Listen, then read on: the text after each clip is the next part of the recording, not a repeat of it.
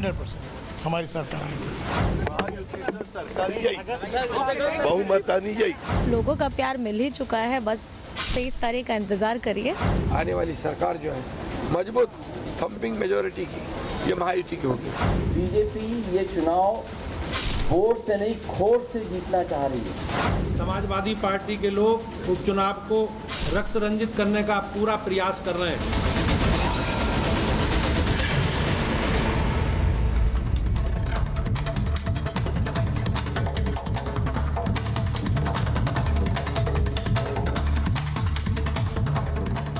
नमस्कार, आपके साथ मैं हूं सुचेता कुकरेती। वक्त हो गया है महाभारत का, लेकिन आज आपको बताएं कि महा एग्जिट पोल अब से कुछ देर बाद आपको दिखाने वाले हैं, क्योंकि महाराष्ट्र में महाविजय किसकी होने वाली है, झारखंड में किंग कौन बनने वाला है, और यूपी उपचुनाव में यानी सेमीफाइनल 2027 का कौन जीतने वाला है, आज आपको बताऊंगी। क्योंकि 6:30 बजे के बाद से हम आपको फिगर्स दिखाना शुरू करेंगे, किसकी सरकार बन रही है, कौन अपने लिए सीटें जीत रहा है और कौन नया सत्ता का किंग बनकर महाराष्ट्र पर काबिज होगा, झारखंड पर काबिज होगा, और यूपी उपचुनाव में किसके पास सीटें जाती हुई दिख रही हैं। आज ये सब आपको बताएंगे, क्योंकि झारखंड में भी वोटिंग 5 बजे खत्म हुई है, और वहीं अब से थोड़ी देर बाद 2 मिनट बचे हैं, आप घड़ी देख रहे हैं, महाराष्ट्र में भी वोटिंग खत्म होने वाली है। यानी तब तक जो लोग वोटिंग की कतार में लगे रहेंगे वो ही वोट डाल पाएंगे। 6 बजे तक महाराष्ट्र की वोटिंग खत्म होगी। लेकिन सबसे पहले आपको दिखाती हूं महाराष्ट्र में जिन बड़े बड़े दिग्गजों ने आज वोट डाला है। एकनाथ शिंदे मुख्यमंत्री वोट डालने पहुंचे हैं, खुद थाने से चुनाव वो लड़ रहे हैं। और एकनाथ शिंदे, आप उनकी तस्वीर देखिए पूरे परिवार के साथ, श्रीकांत शिंदे उनके बेटे हैं, पूरा परिवार वोट डालने वाला। अगली तस्वीर दिखाइए। एकनाथ शिंदे के साथ साथ आप ये तस्वीर देखिए, शरद पवार वोट डालने पहुंचे हैं। बारामती से अजीत पवार चुनाव लड़ रहे हैं। अब देखिए, बारामती इन्हीं का गढ़ थी, लेकिन अब अजीत पवार वहां से चुनाव लड़ रहे हैं। अगली तस्वीर दिखाइए। नितिन गडकरी वोट डालने पहुंचे हैं। नागपुर में प्रचार की भी कमान संभाली और नागपुर की बड़ी चेहरे के रूप में आज वोट डालने पहुंचे, क्योंकि सांसद हैं वो। और ये तस्वीर आपको दिखाती हूं अगली। राज ठाकरे, उनके बेटे खुद अमित ठाकरे चुनाव लड़ रहे हैं माहिम से। राज ठाकरे वोट डालने पहुंचे हैं। चुनाव प्रचार में लाउडस्पीकर का मुद्दा उठाया और काफी गर्मा गई सियासत। अगली तस्वीर आपको दिखाती हूं, तो महाराष्ट्र के दिग्गज हैं। वहीं बाबूलाल मरांडी की तस्वीर देख लीजिए। बहुत लोग कह रहे हैं कि झारखंड में अगर सरकार बनती है तो बाबूलाल मरांडी चेहरा हो सकते हैं, मुख्यमंत्री बन सकते हैं। वो वोट डालने पहुंचे थे। बाबूलाल मरांडी की तस्वीर आपने देखी। लेकिन महाराष्ट्र क्योंकि माया नगरी भी है, मुंबई, तो वहां बड़े बड़े स्टार्स वोट डालने पहुंचे। वो तस्वीर आपको दिखाती हूं सबसे पहले। ये देखिए, ये तस्वीर आप देख लीजिए, क्योंकि शाहरुख खान वोट डालने पहुंचे अपने बच्चों के साथ। शाहरुख खान वोटिंग के लिए पहुंचे थे मुंबई में। ये तस्वीर देर शाम शाहरुख खान की उनकी बेटी के साथ आ रही है, उनका बेटा भी साथ है, वो वोट डालने पहुंचे। अगली तस्वीर दिखाते हैं। सलमान खान वोट डालने पहुंचे थे। अब शाहरुख खान तो वोट डालने पहुंचे, माया नगरी में सलमान खान भी वोट डालने पहुंचे हैं। तो ये तस्वीर उनकी आ रही है। सलमान खान की वो तस्वीर देख लीजिए। और सलमान खान हैवी सिक्योरिटी में पहुंचे हैं वोट डालने। आप जानते हैं कि जिस तरह के थ्रेट सलमान खान को आ रहे थे, उसके बाद इस हैवी सिक्योरिटी में वोट डालने के लिए सलमान खान पहुंचे हैं। ये उनकी तस्वीर आप देखिए। आप इसको फुल फ्रेम भी काट सकते हैं। दूसरी तस्वीर आपको दिखाती हूं अक्षय कुमार की। अक्षय कुमार ने वोट डाला। सुबह सुबह सबसे पहले अगर माया नगरी का कोई चेहरा नजर आया तो वो अक्षय कुमार थे। सुबह सुबह जाकर उन्होंने अपना वोट कास्ट किया है। ये अक्षय कुमार की तस्वीरें हैं। अक्षय कुमार ने वोट डाला। और सैफ अली खान और करीना कपूर भी वोट डालने पहुंचे। वो भी तस्वीर देख लीजिए। ये जो तस्वीर आप देख रहे हैं, सैफ और करीना वोट डालने पहुंचे। बहुत सारे लोग उनके साथ थे तस्वीर खिंचाने के लिए, लेकिन उन्होंने अपने मतदान का इस्तेमाल किया है। ये तस्वीरें आपको दिखा रही हूं। अब आपको याद दिला देती हूं कि महाराष्ट्र में इस बार किसकी सरकार बनेगी। उसका दारोमदार इस बात पर भी है कि पिछली बार का गणित क्या था। पिछली बार का गणित महाराष्ट्र में क्या था, वो आपको पहले दिखा देती हूं। महाराष्ट्र में 160 सीटें बीजेपी, ये मौजूदा समीकरण है। मौजूदा समीकरण में बीजेपी के पास 160 है, 40 पर शिवसेना है, और वहीं एनसीपी अजीत पर 40 सीटें हैं। ये तस्वीर जो आप देख रहे हैं, ये मौजूदा समीकरण है। ये महायुति की तस्वीर है विधानसभा की, और वहीं आपको दिखा देती हूं कि महाविकास आघाड़ी कांग्रेस के पास 44 है, 16 शिवसेना उद्धव गुट के पास है और 13 सीटें हैं एनसीपी शरद पवार के पास। तो ये मौजूदा समय, अब इसमें बहुत सारा इजाफा करना पड़ेगा कि अगर महाविकास आघाड़ी की सरकार बननी है, बीजेपी कॉन्फिडेंट है कि वो वापस आ रहे हैं। झारखंड की तस्वीर आपको दिखा देती हूं, झारखंड की भी तस्वीर आपको दिखाती हूं कि झारखंड में 2019 में क्या तस्वीर थी और अब इस बार झारखंड में क्या बीजेपी रिटर्न्स होने वाला है। एक तस्वीर आपको दिखा देती हूं, एक तस्वीर आपको झारखंड की दिखा देती हूं कि झारखंड में 2019 में क्या तस्वीर थी। तो 2019 में झारखंड की यह तस्वीर आप देख लीजिए। झारखंड विधानसभा में बीजेपी के पास 25 और जेएमएम प्लस, जिसमें कांग्रेस भी आरजेडी भी है, 47 सीटें थी, इसीलिए वहां पर इंडिया गठबंधन की सरकार बनी। लेकिन इस बार झारखंड क्या बीजेपी को मैंडेट देता है, देखना होगा थोड़ी देर बाद। लेकिन इन फिगर्स को कैसे बदलना होगा उसके लिए थोड़ी देर बाद, मैं आपको बार बार बता रही हूं, 6:30 बजे से हम आपको फिगर्स दिखाना शुरू करेंगे, जिसमें सबसे पहले यूपी उपचुनाव के आंकड़े आपको दिखाएंगे। यूपी ने किसको चुना है, अखिलेश यादव वर्सेस योगी आदित्यनाथ। ये एक बार रिपोर्ट देख लीजिए, क्योंकि यूपी से सबसे ज्यादा आज बवाल की खबरें आई हैं। यूपी में उपचुनाव था लेकिन तनाव ही तनाव था। ये रिपोर्ट पहले देखिए।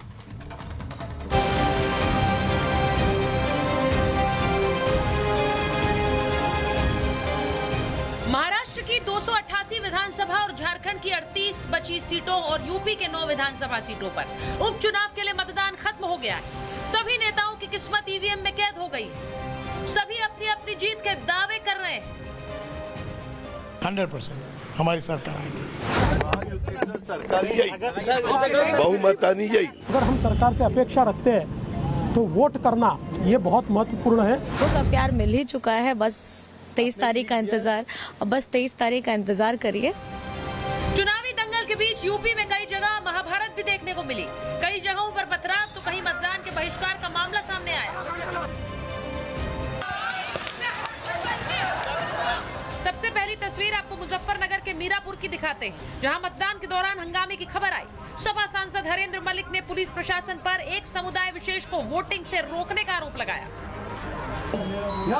ये चेक पोस्ट नहीं बनेगा। दूसरी तस्वीर मुरादाबाद की कुंदरकी की है, जहां सपा प्रत्याशी हाजी रिजवान और पुलिस कर्मियों के बीच तीखी नोकझोंक हुई। सोशल मीडिया पर वीडियो वायरल हुआ। इसमें मतदान केंद्र से पहले बैरिकेडिंग लगाकर पुलिस वर्ग विशेष का वोटर आईडी कार्ड चेक करती नजर आई।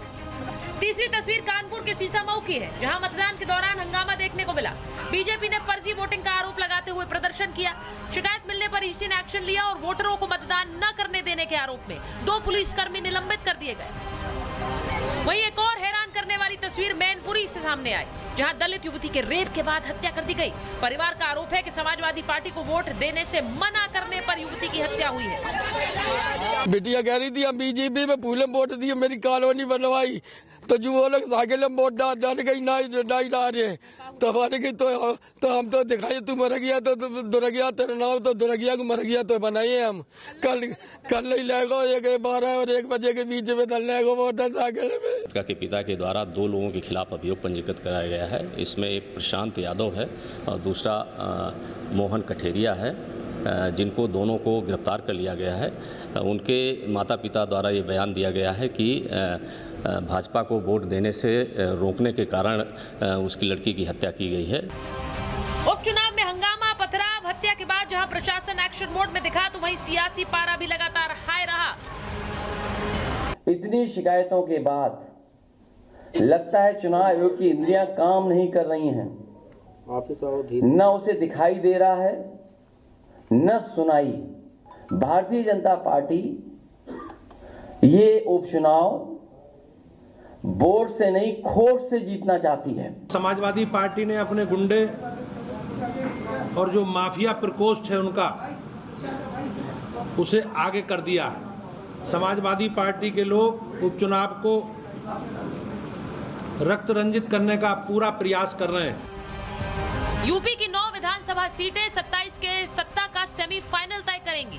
वहीं महाराष्ट्र में महामुकाबले की महाजीत का सेहरा किसके सर सजता है, आज ये भी तय होगा। असली नकली, वोट जिहाद, नोट जिहाद, बटेंगे तो कटेंगे, एक है तो सेफ है। किसका जादू जादू चला है और किसका नहीं चला है, आज तय हो जाएगा।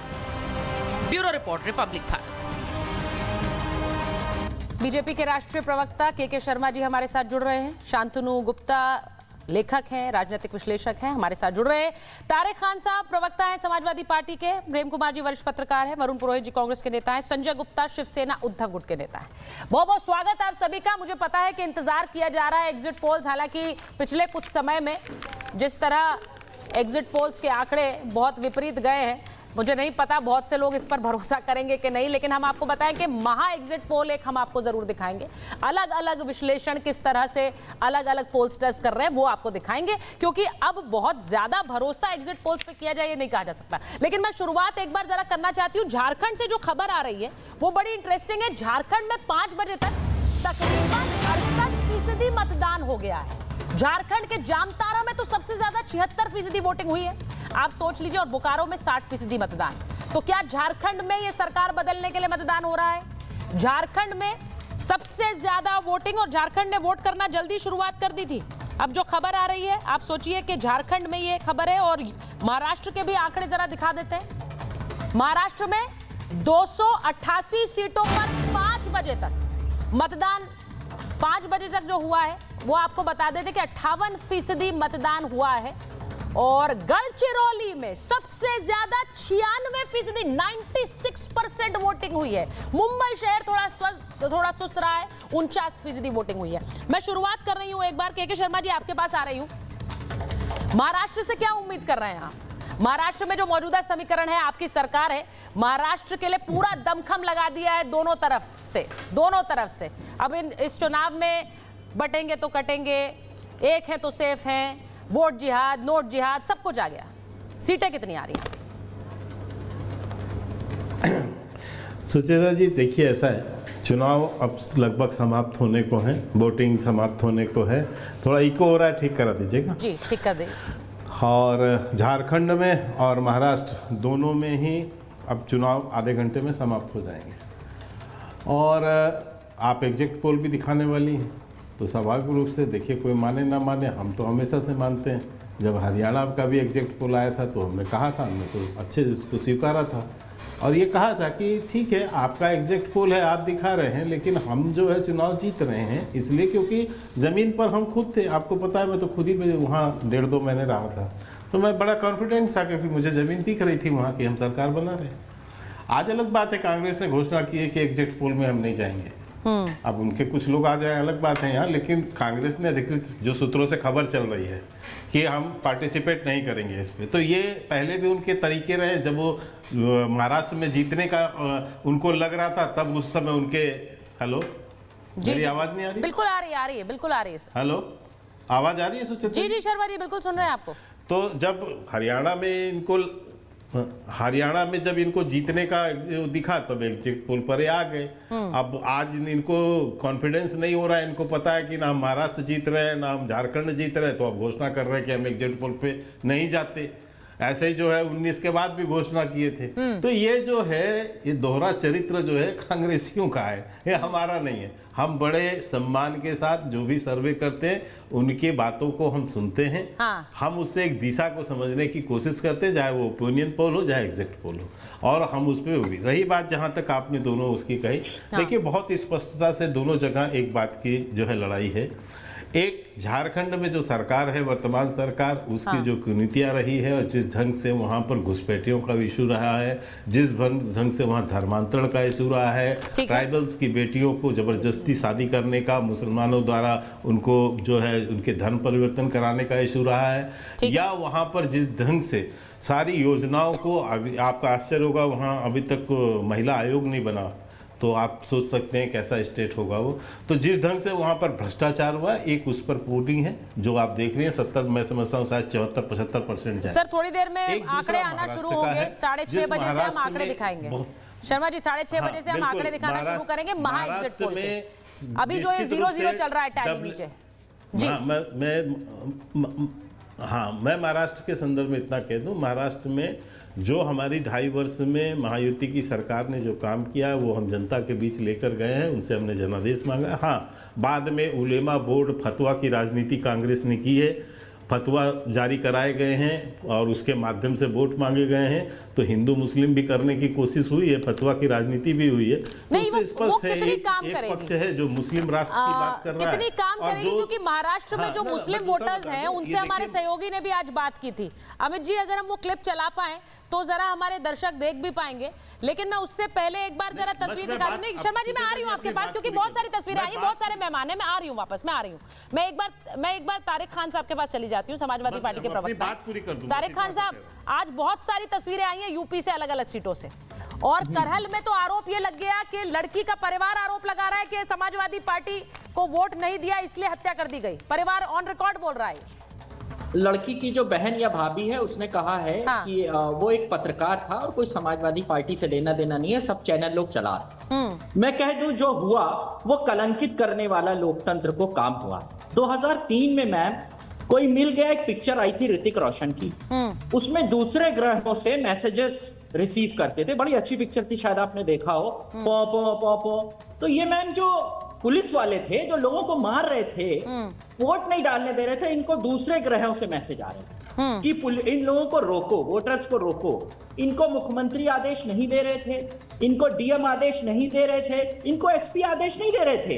ये मैम दूसरे ग्रह से जो एलियंस लोग होते हैं उनके कांटेक्ट में थे ये लोग। वो लोग उनसे कह रहे थे कि वोटर्स को मारो, उनको बंदूक दिखाओ, उनको दौड़ाओ, उनको गंदी गंदी गालियां दो, महिलाओं से अभद्रता। तो मैम ये सिनेरियो है। आज दुनिया का सबसे बड़ा लोकतंत्र की आंखें शर्म से नीचे झुकने वाला दिन है, जिस दिन यहां के महान वोटरों को पोलिंग बूथ से रोका गया। हैंडबुक फॉर वोटर्स बनी हुई है और हैंडबुक फॉर कैंडिडेट के पेज नंबर 111 पैरा 12.1.8 पे लिखा हुआ है कि पुलिस जो कि प्रमाण पत्र होगा जो लेके जाएगा पहचान पत्र, उसकी जांच नहीं करेगी। चुनाव हैंडबुक से होगा, योगी साहब के आदेशों से पर नहीं ये होगा। बड़ा अजीब है कि यूपी के उपचुनाव में ही इस तरह की खबरें आई हैं। चुनाव तो महाराष्ट्र में भी हुआ है, चुनाव झारखंड में भी हुआ है, यूपी उपचुनाव में इस तरह की खबरें आई। और ये जो तीनों सीटें हैं वहां पर बड़ा इंटरेस्टिंग होगा कि वहां पर लीड कौन कर रहा है। मैं आपके लिए बता देती हूँ, आपके लिए यूपी उपचुनाव में सबसे ज्यादा कुंदरकी में 57% मतदान हुआ है। कुंदरकी कहा जहां पर सबसे ज्यादा हंगामा हुआ, यूपी उपचुनाव में कुंदरकी में सबसे ज्यादा 57% मतदान हुआ है, जहां पर आप आरोप लगा रहे हैं कि लोगों को निकलने नहीं दिया है वोटिंग के लिए। वहां 57% वोटिंग हुई है। तारिक जी, अब ये भी सुन लीजिए, क्योंकि आंकड़े आ रहे हैं। अब लोगों को रोका जा रहा है तो फिर वोटिंग भी सबसे ज्यादा वहीं हो रही है। अब ये जो तस्वीरें हैं बहुत से आपके नेताओं ने शेयर की हैं, अखिलेश जी ने खुद शेयर की हैं, लेकिन उस पर एक्शन की भी बात उन्होंने लिखी है कि जहां जहां कुछ गड़बड़ी थी इलेक्शन कमीशन ने ली है। लेकिन शांतनु जी, ये कैसे हो गया कि जहां पर सबसे ज्यादा कह रहे थे वोट नहीं देने दिया जा रहा, वहीं पर वोटिंग फीसदी सबसे ज्यादा है 57%? देखिए, ये समाजवादी पार्टी और कांग्रेस का अब परिपाटी बन गई कि जिस दिन चुनाव खत्म हो या रिजल्ट आने वाले हैं उसके दिन थोड़ा सा कंफ्यूजन क्रिएट कर दिया। आपको 3 जून को याद है अखिलेश यादव जी ने क्या कहा था? ये चुनाव ईवीएम से नहीं डीएम तय करेगा। उसके बाद बल्कि सीटें वही ज्यादा जीते, तो कंफ्यूजन क्रिएट करते हैं। अगर बाद में हार गए तो कार्यकर्ता वो क्या कहेंगे? आपको याद है जयराम रमेश जी ने क्या ट्वीट किया था कि अमित शाह ने 150 डीएम को कॉल किया है। इलेक्शन कमीशन ने डेटा मांगा तो उन्होंने कहा मैं 1 हफ्ते बाद दूंगा। 1 हफ्ते नहीं 4 महीने में उन्होंने डेटा नहीं दिया है। तो इन बातों में मत करिए। ये तरीके हैं समाजवादी पार्टी के डिफ्लेक्ट करने के। वो वैसे भी किसी व्यवस्था में बिलीव करते नहीं है। उनकी वो पहले देखिए जब वो ये इन लोगों को याद है वो बक्सा वाला बक्सा ये लूट लेते थे कि अतीक अहमद को बेचते थे, मुख्तार अंसारी को बेचते थे। अभी ईवीएम आ गई तो कुछ कर नहीं पाते हैं, तो कहते हैं यार ये खराब है, वो खराब है, ये खराब है, वो खराब है। तो मेरे ख्याल से बहुत अच्छी हमें ईसी को, भारत के इलेक्शन कमीशन को बार बार धन्यवाद देना चाहिए। इतने बड़े देश में इतना सुचारू रूप से चुनाव होता है और नतीजे आएंगे 23 को, उसका इंतजार करना चाहिए।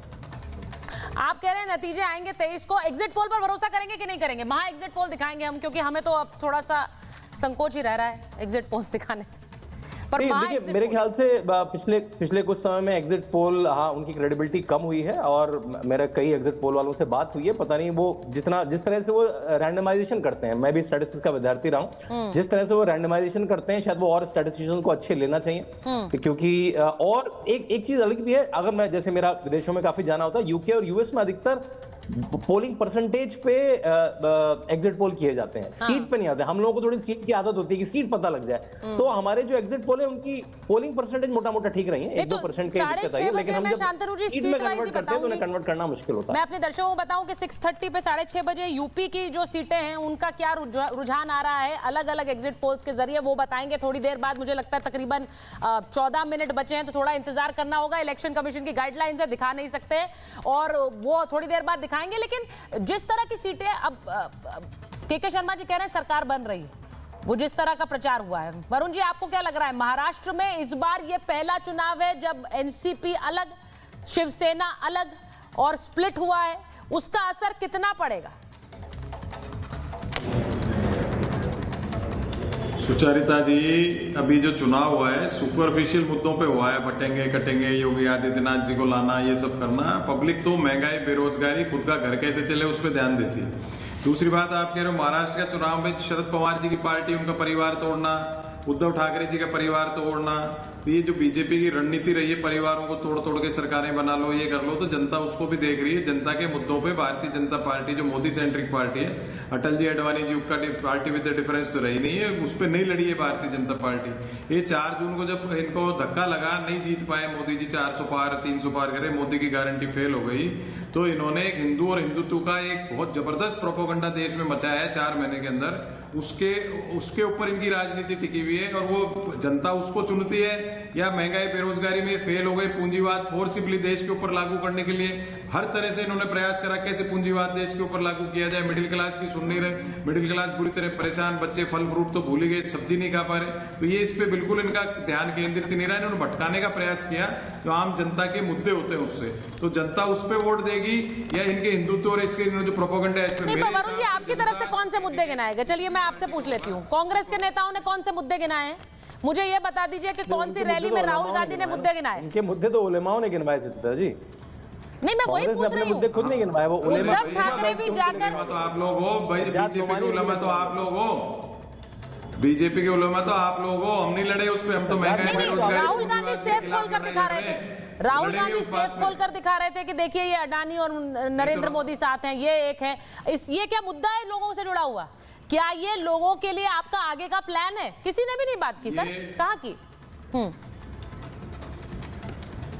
सुचारिता जी, पूंजीवादी व्यवस्था की बात कर रहा हूं मैं, किसी का नाम नहीं लेता हूं। पूंजीवादी व्यवस्था जो Bharatiya Janata party, Modi centric Bharatiya Janata party है, इन्होंने किस कदर देश में आतंक मचाया है पूंजीवाद को लागू करने के लिए, जनता उससे परेशान है। आम मिडिल क्लास की आप बात नहीं कर रहे हो, मिडिल क्लास कितना परेशान है, उसको स्क्वीज करे जा रहे हैं, उसकी इकोनॉमी, बचत कहीं बची नहीं है, बचत क्षेत्र समाप्त हो गया, खर्चा बढ़े जा रहा है, उस पर इन्होंने बात ही नहीं की। आम जनता को राहत की बात करोगे कि आप हमने तो एयरपोर्ट बना दी, हम तो बुलेट ट्रेन ला रहे हैं, पता नहीं कब लाएंगे। जनता को क्या लेना है बुलेट ट्रेन से? जनता बैठेगी, आम जनता उसमें, पूंजीवादी बैठेंगे, कितना भाड़ा होगा उसका, कितना पैसा खर्च कर दिया, उतने पैसे पूरी भारतीय रेल हो जाती तैयार, वापस नया इंफ्रास्ट्रक्चर हो जाता है, पर उस पर नहीं करेंगे। कांग्रेस ऐसी, राहुल गांधी ऐसा, जनता के कान पक गए इनसे। ये दिन भर राहुल गांधी या कांग्रेस को कोसना है, गांधी परिवार को कोसना, उसके अलावा कुछ आता नहीं। कांग्रेस के आदमी लेके तो सरकारें बनाते हैं, आधी भारतीय जनता पार्टी कांग्रेस ही हो गई, उस पर नहीं बोलेंगे। प्योरिटी इनकी खुद की समाप्त हो गई, कांग्रेस ऐसी भाई, कांग्रेस का एक भी आदमी क्यों लेते हो, उस पर कोई जवाब नहीं। कुल मिला के आम जनता के मुद्दों से नहीं, मैंने यही तो बोला वरुण जी कि कांग्रेस ऐसी कांग्रेस वैसी, तो आपके नेता भी तो यही कर रहे थे, बीजेपी ऐसी बीजेपी वैसी, यही तो हुआ है चुनाव भर। मेरा सवाल सिंपल सा यही है। प्रेम कुमार जी, एक बार आपके पास आ रही हूँ, जरा बताइए। प्रेम कुमार जी, आ रही हूँ। प्रेम कुमार जी, जरा बताइए, झारखंड में जो वोटिंग हुई है, झारखंड में 70% के करीब वोटिंग है। अब फाइनल फिगर्स थोड़ी देर में आएंगे, 5 बजे तक। 70% वोटिंग, इसका क्या मतलब है? आमतौर पर कहते हैं वोटिंग ज्यादा तो सरकार हटाने के लिए वोटिंग।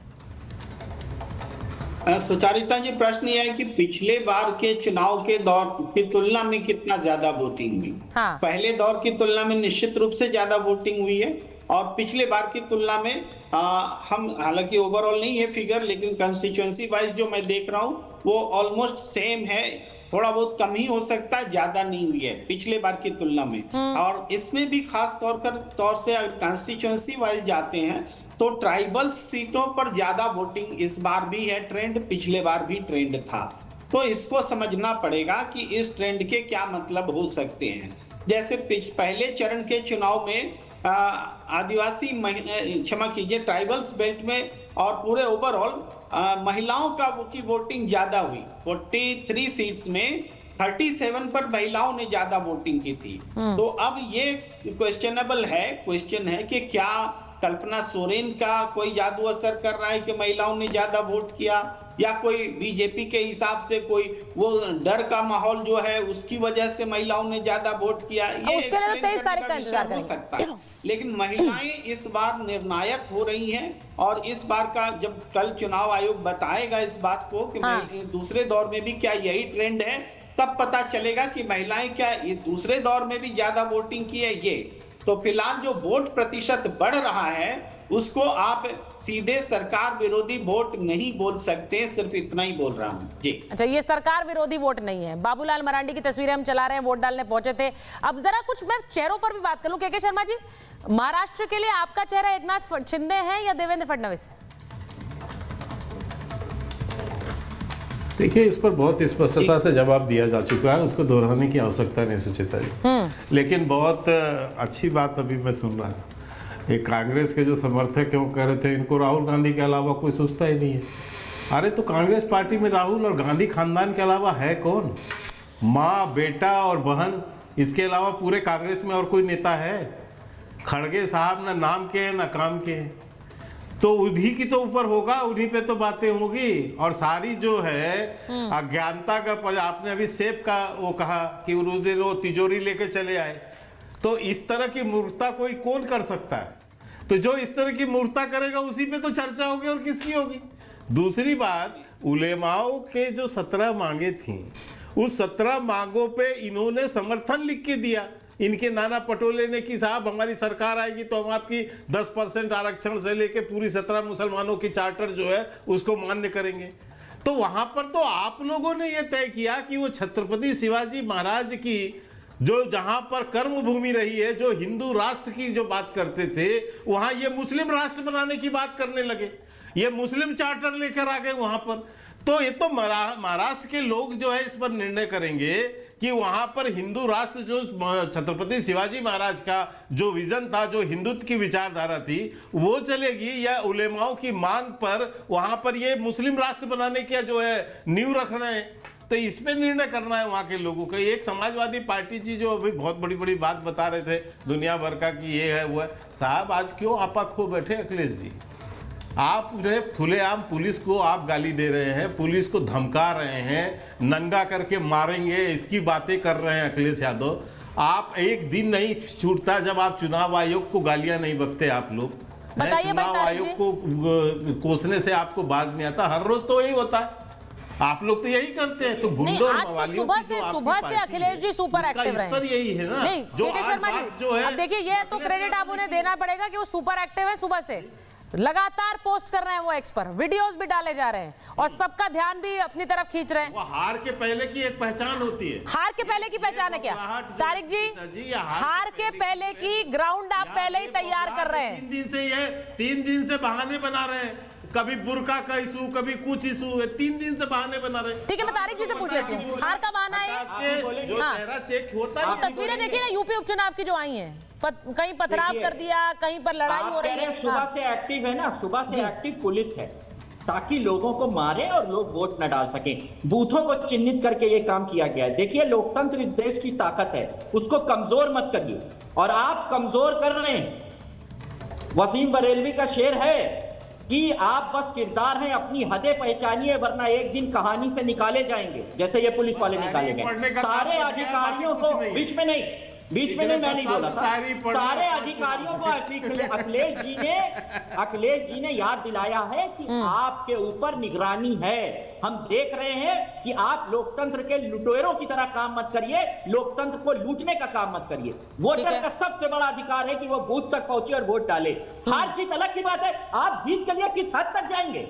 आप जीत लीजिए सारी सीटें, मगर आप लोगों को मारेंगे, लोकतंत्र को कलंकित करेंगे। दुनिया देख रही है और हमारे ऊपर हंस रही है और आपके ऊपर हंस रही है कि किस तरीके से लोकतंत्र को बाधित किया जा रहा है। वो देश जिसको पूरी दुनिया सराखों पर रखती है, दुनिया का सबसे बड़ा लोकतंत्र, क्या आज डिजिटल युग में ये फोटो दुनिया के कोने कोने में नहीं गई होगी कि लोगों को लाठियों से और गंदी गंदी गालियां दी जा रही है कि भाग जाओ वोट मत डालो? बंदूक लेके दौड़ाया जा रहा है। ऐसे 50 वीडियो हमारे सामने, ये करके दुनिया के सामने सबसे बड़े लोकतंत्र को शर्मिंदा करने का काम भारतीय जनता पार्टी कर रही है। और आज ये सर शर्म से झुक जाता है जब लोगों को मारा। और आज से पहले क्यों नहीं हुआ, इस बात का भी जवाब दीजिए। इन लोगों को, ये जो 7 पुलिस वाले सस्पेंड हुए हैं, इनको कोई तो निर्देशित कर रहा था। आप ये कह रहे हैं, मैं एक बार बता रही हूं, 1 मिनट, 5 मिनट बाद महा एग्जिट पोल के रुझान हम दिखाना शुरू करेंगे अपने स्क्रीन पर। 6:26 है, तो अब 4 मिनट आप समझ लीजिए, क्योंकि 6:30 बजे हम आपको महा एग्जिट पोल के रुझान दिखाना शुरू करेंगे, जिसमें हम शुरुआत यूपी से करेंगे। मैं आपको बताऊं कि यूपी में 9 सीटें किसके खाते में जा रही, क्या बीजेपी आ रही है? यूपी की तस्वीरें चलाई, यूपी की 9 सीटों पर बीजेपी आ रही है या समाजवादी पार्टी उस पर सीटें निकाल रही है, क्योंकि उसी को लेकर सबसे ज्यादा आज तनाव हुआ है। अलग अलग सीटों पर हिंसा की भी खबरें आई हैं। अखिलेश यादव ने लगातार आरोप लगाया, वोटर्स को वोट नहीं देने दिया जा रहा, निकल नहीं पा रहे हैं वो। ये जो तस्वीर आप देख रहे हैं, जहां पर पथराव हुआ है, पुलिस कर्मियों को लगाना पड़ा, फोर्स लगानी पड़ी, वो भी तस्वीरें आई हैं। तो ऐसे में बस कुछ मिनट बाद, 3 मिनट बाद हम आपको तस्वीर दिखाएंगे कि यूपी की सीटों पर क्या है, फिर महाराष्ट्र में किसकी सरकार बन रही है, महाअघाड़ी आ रही है, महायुति आ रही है। झारखंड में क्या वर्डिक्ट इस बार जनता का बदलेगा?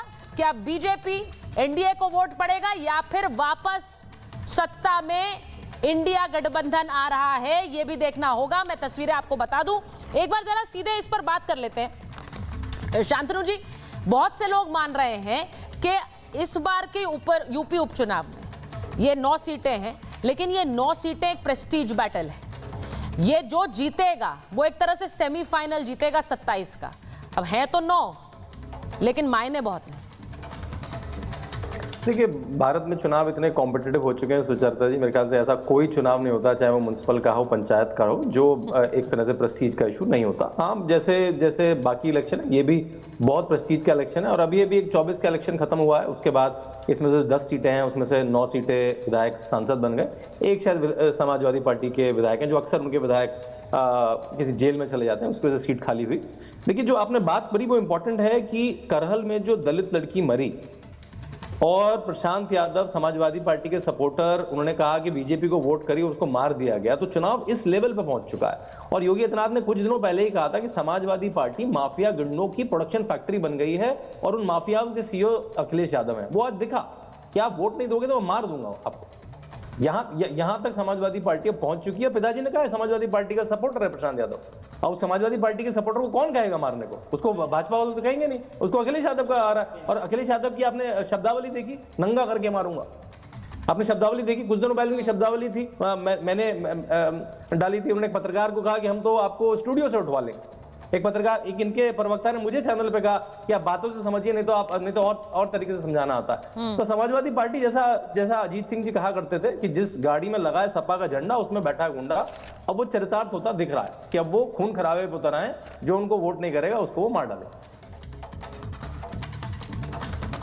मैं जवाब दूं जी, तारिक जी वो कह रहे हैं कि खुले कैमरे पर तो इन्हें धमकाया गया, तो वो कह रहे हैं जो मुझे टीवी डिबेट में धमका सकते हैं, वो सड़क पर जाकर वोटर्स के बीच किस तरह का आतंक मचाते होंगे, आप इमेजिन कर लीजिए। अब वहां पर जो तस्वीरें आई हैं, मैं उसके लिहाज से बोल रही हूँ। बोलिए। प्रशांत यादव पूरी पत्रकारिता जगत के लिए शर्म की बात है। एक पत्रकार है, पता है आपको, ये बात समझ लीजिए और अपनी टीम से कहिए, रिसर्च करें। एक पत्रकार के और आरोप तय हो जाने दीजिए, देखते हैं। एक बहन की हत्या हुई है, प्रशांत यादव एक पत्रकार है और पत्रकारिता पे ऐसे गंभीर आप आरोप मत लगाइए, उसको रिसर्च कर लीजिए, अपनी टीम से कहिए। अब मैं कह रहा हूं कि जिस तरीके से योगी साहब की भाषा की मर्यादा टूटती है, नहीं, समाजवादी पार्टी का पत्रकार नहीं होता है, पत्रकार बीजेपी का होता है। मैं नहीं कह रहा हूं, पत्रकार समाजवादी पार्टी का नहीं होता है, वो आदमी पत्रकार है। मैं फिर रिपब्लिक भारत बैठे करहल पिता के पिता, पीड़िता के पिता ने कहा है, बिल्कुल कहा है। और उसकी भाभी ने कहा, उसकी भाभी ने बताया, नाम लिया प्रशांत का और बताया कि वो पत्रकार है। ये बात उसकी भाभी ने कही। पत्रकार, आप दोनों रिकॉर्ड और 2 लोगों का नाम लिया, प्रशांत के साथ एक लोगों का और नाम लिया। तो बताइए किस चैनल, किस अखबार के लिए काम करता है वो? आपको तो पूरी रिसर्च है ना, किस अखबार के लिए काम करता है वो, किस चैनल के लिए काम करता है वो? उनके पिता ने कहा समाजवादी पार्टी का व्यक्ति है। भाई बहुत लड़की के से पिता पत्रकार समाजवादी पार्टी का व्यक्ति है जिसने खून किया है। समाजवादी पार्टी के व्यक्ति ने लड़की का खून किया क्योंकि उसने बीजेपी को वोट डाला, क्योंकि उसने फूल को, कमल को फूल वोट डाला। बिल्कुल बिल्कुल। कैमरे पे आप चलाएंगे, वो कह रहे हैं कहाँ का पत्रकार है, बता दीजिए। आप चला दीजिए, लेकिन वो आदमी पत्रकार है जो मनीष यादव या जो यादव है, वो पत्रकार है। मैं इस बात की पुष्टि करता हूं। कौन सा पत्रकार है, किस चैनल के साथ, किस मैगजीन के साथ, किस अखबार के साथ, बताइए ना। ऐसा है रिपब्लिक भारत का तो पत्रकार नहीं है, ये पक्का कह सकता हूं, लेकिन ये रिसर्च का इशू है। पुलिस जांच करेगी, मगर इसका क्या मतलब है तारिक साहब? रिपब्लिक भारत का तो पत्रकार नहीं है, ये तो आपको भी पता है। तो आप कैसे मुझसे पूछ रहे हैं कि किसका पत्रकार है? भाई वो कह रहे हैं आपने रिसर्च किया तो आपको पता होगा, बताइए कहाँ का पत्रकार है। पिता बोल रहे हैं कि हमारी बेटी को मारा गया इसलिए क्योंकि समाजवादी पार्टी को वोट नहीं दिया है, वो ये बोल रहे हैं। तो जरा अगर आप डिटेल्स बता देंगे तो बेहतर होगा ना। डिटेल्स के साथ बात कर लीजिए तारिक साहब। पत्रकार कर रहे हैं, आपको पता है नहीं पत्रकार कहाँ के? पत्रकार को आप समाजवादी पार्टी से कैसे जोड़ सकते हैं? हमारी पार्टी का है नहीं जब वो पत्रकार है। अगर पार्टी का थोड़ी होता है पत्रकार। मैं बड़ी खबर बता रही हूँ, पिता को भी नहीं मानेंगे आप। जो महा एग्जिट पोल से जुड़ी हुई है, मैं आपको बताऊं कि 6:30 बजे तक हम फिगर्स नहीं दिखाएंगे, लेकिन अलग अलग पोल्स ने किस तरह से सीटें दी हैं। यूपी से शुरुआत कर रही हूं, मैं आपको बता दूं, क्योंकि महाराष्ट्र और झारखंड की फिगर्स भी मैं आपको दिखाऊंगी, लेकिन यूपी में 9 सीटें से खबरें क्या आ रही हैं हमारे पास। यूपी में मैटराइज के एग्जिट पोल में एनडीए को बढ़त है। यूपी में मैटराइज के एग्जिट पोल में एनडीए को बढ़त है। यूपी उपचुनाव में एनडीए को 7 सीटें मिलने का अनुमान है। 7 सीटें, इसका क्या मतलब है जरा ये भी समझिए। 7 सीटें, 9 सीटों पर चुनाव हो रहे हैं। फूलपुर, मझावन, करहल, कटहरी, कुंदरकी, गाजियाबाद में खैर, मीरापुर और सिसमाऊ। अब ये सोचिए कि इनमें से 9 सीटें किन पर बीजेपी को बढ़त है। मैं आपको ये भी बताऊं, जो मैटराइज का पोल कह रहा है, मैटराइज का एग्जिट पोल, अब इस पर भरोसा करना है नहीं करना है ये आप देखिए। मैटराइज का एग्जिट पोल कह रहा है कि मझावन की सीट बीजेपी के पास जा रही है, कटहरी की सीट भी बीजेपी के पास जा रही है, वहीं खैर की सीट बीजेपी के पास जा रही है, ऐसी ये खबर आ रही है। अब एग्जिट पोल की मैं फिगर्स आपको बता रही हूं। ये महा एग्जिट पोल में अलग अलग पोल्स के अलग अलग पोलस्टर्स की हम आपको पोल दिखाएंगे। मैटराइज का मैंने आपको बताया यूपी उपचुनाव में। अब जरा मुझे बताइए के शर्मा जी, आपके चेहरे पर मुस्कान आ गई है, लेकिन मैं फिर आपसे मैंने पूछा इस पर भरोसा करेंगे कि नहीं करेंगे? 23 तारीख का इंतजार करेंगे? नहीं, मैंने तो इस पर पूरा जवाब दिया, लेकिन मैं दूसरी बात कह रहा हूँ। मुझे हंसी आ रही थी अभी समाजवादी पार्टी के प्रवक्ता की बात पर। ये कह रहे थे कि सुबह से हमारे नेता एक्टिव थे। सुबह से नहीं थे, 3 दिन से एक्टिव थे। सुचेता जी, 3 दिन पहले इन्हें पता चल गया था कि हमारे यहाँ पर दाल गलने वाली नहीं है, भारतीय जनता पार्टी अच्छे सीटें जो है जीत रही है। इसलिए वो पहले दिन से बुरका से लेके तमाम बहाने बनाना चालू है। मुझे आश्चर्य है, अभी ये बात कर रहे थे सुचेता जी, देश भर में कई राज्यों में चुनाव हो रहे हैं और कई राज्यों में भारतीय जनता पार्टी के शासित वाले कई राज्य हैं। छत्तीसगढ़ में चुनाव हो रहे हैं, भाजपा की सरकार है। मध्य प्रदेश में चुनाव हो रहे हैं, भाजपा की सरकार है। उत्तराखंड में चुनाव हो रहे हैं, भाजपा की सरकार है। राजस्थान में चुनाव हो रहे हैं, भाजपा की सरकार है। कहीं इस तरह की दंगल नहीं हुआ। हमारी यदि भारतीय जनता पार्टी यही करती होती तो बाकी जगह तो कोई हंगामा नहीं हुआ, उत्तर प्रदेश में केवल हुआ। ये अखिलेश यादव पहले से जो हार को जान चुके थे, आज केवल पुलिस को गाली बकना, चुनाव आयोग को गाली बकना, संवैधानिक संस्थाओं को गाली बकना और आपा खोल के इतने नीचे तक गिरना कि नंगा होकर मैं 10 सेकंड में जवाब दे दूंगा। 10 सेकंड गिर गए। नहीं, मैं आ रही हूँ एक बार, मैं आ रही हूँ एक बार मैं आ रही हूँ जरा पहले। नहीं, तारिक जी जरा इस पर जवाब दे दीजिए, क्योंकि वहां जो मैटराइज का एग्जिट पोल है उसमें 7 सीटों पर एनडीए को बढ़त दिख रही है, समाजवादी पार्टी 2 पर है। और मैं आपको वो भी बता देती हूँ, सीटें जो है, एक करहल की सीट है जो अखिलेश जी की ही सीट है, और वहीं सिसमाऊ की सीट है जिसपे भी 50-50 एज दिखा रहा है मैटराइज का पोल। आप बेईमानी मैम, बेईमानी नहीं होनी चाहिए। बाकी हम 22 में हारे, जनता का मैंडेट सर माथे रहता है। मैंडेट जनता का फेयर हो, सर माथे रखा जाएगा। हम ईमानदारी से विपक्ष में बैठे हैं और विपक्ष के रोल की अदायगी कर रहे हैं। ये हमारा क्लियर स्टैंड है। अरे हराए जनता, उसको भी सर माथे रखती है। हम उनको ये नहीं कहते कि किसी ने बेवकूफ बना दिया, जैसे 24 में ये हारे, इन्होंने कहा हमने जनता को बेवकूफ बना दिया। जनता प्रबुद्ध थी, 14 में थी, 19 में थी, 17 में थी। भाई तो सर, सरकार किसकी है देश में? देश में सरकार किसकी है? मुझे नहीं पता कि हारे हुए की सरकार है। आप बोल रहे हैं ये हारे। अब मैं एक बार जरा प्रेम कुमार जी के पास जा रही हूँ। प्रेम कुमार जी जो ये यूपी की सीट्स पर जो आज एग्जिट पोल मैटराइज का आ रहा है, मेरे पास सीटें जो मैं तस्वीर इस वक्त दिखा रही हूँ, 7 पर एनडीए को बढ़त है और इंडी को यानी कि इंडिया गठबंधन समाजवादी पार्टी है वहां पर 2 सीटों पर। तो ये हमारे पास उत्तर प्रदेश के फिगर्स आ गए मैटराइज के पोल। इस पर बोलेंगे कुछ?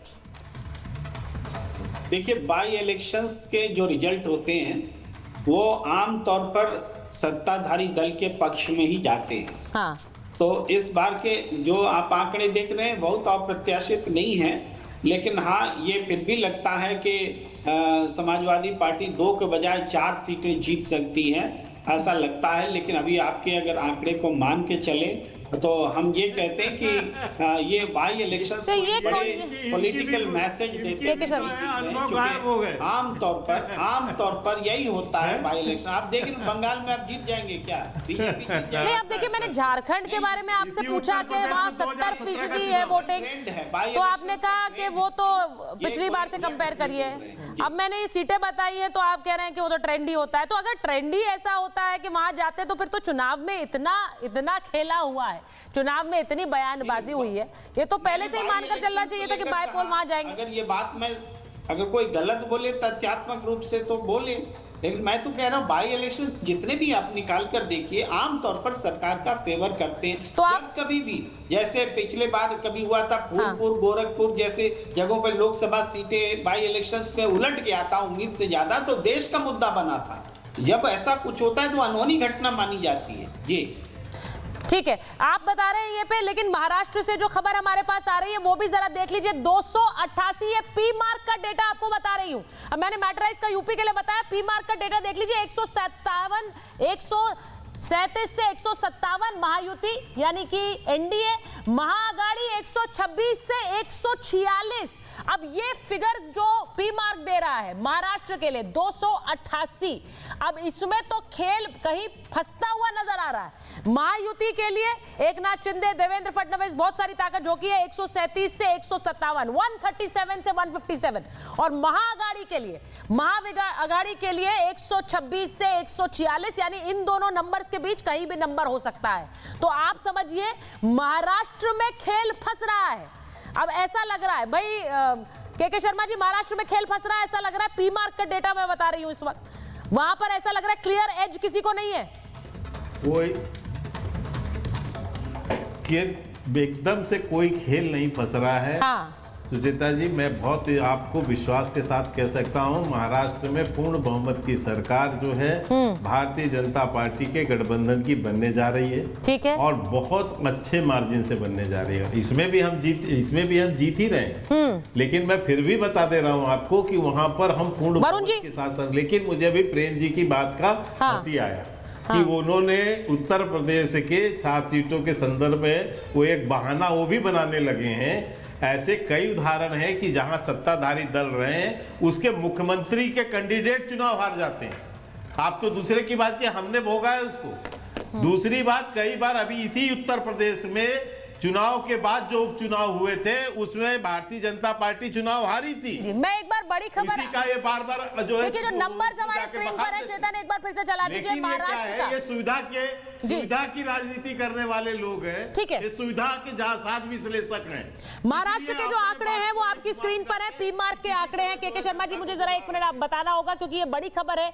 जो आंकड़े हमारे पास है, महायुति यानी कि उद्धव ठाकरे, कांग्रेस, शरद पवार की एनसीपी मिलकर 126 से 146 सीटों पर जीतती हुई दिख रही है। वहां महायुति यानी कि बीजेपी, एनसीपी, अजीत गुट और वहीं शिवसेना वो 137 से 157 सीटें लाते हुए दिख रहे हैं। अब इसमें देखिए खेल भी हो सकता है। 137 यानी अगर आपके 150 सीटें आ रही है तो महायुति सरकार बना रही है, वही यहां महाअगाड़ी का है, तो महायुति के चांसेस ज्यादा सरकार बनाने के लिए दिख रहे हैं। अगर ये आंकड़े, क्योंकि इन नंबर्स के बीच में कहीं भी नंबर हो सकता है, ऐसा पी मार्क कह रहा है।